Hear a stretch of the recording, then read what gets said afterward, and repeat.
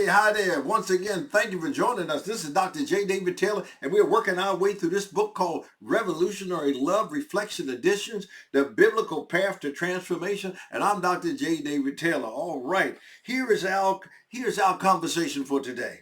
Love as the foundation of Christian doctrine.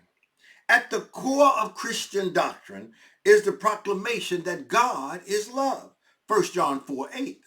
A statement that radically defines the nature of God and sets the standard for human interaction.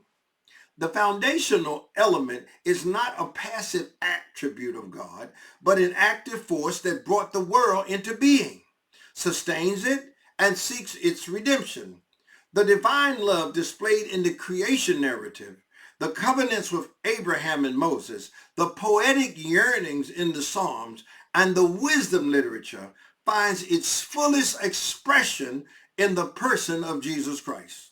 Now, Christ's teachings, as recorded in the gospel, reiterates and expands upon Old Testament commandments to love God and love your neighbor. Yet, he goes further, challenging his followers to love their enemies, lend without expecting anything in return, and do good to those who hate them. Luke chapter 6, verses 27 to 35. Now, through his life, death, and resurrection, Jesus exemplified this love, breaking down barriers of sin and separation, offering forgiveness and reconciliation, and calling all to a life of loving service. The apostolic writings further emphasize love as the hallmark of the Christian community.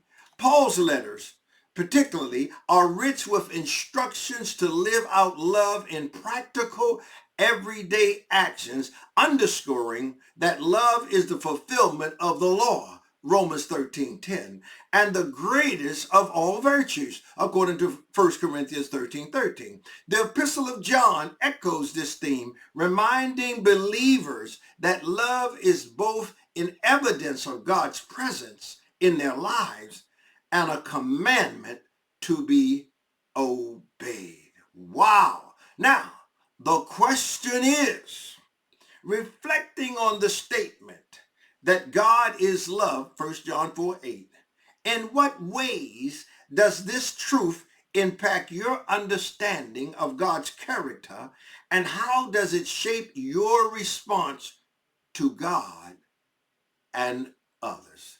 This has been Dr. J. David Taylor with The Question Is. We look forward to getting with you on tomorrow.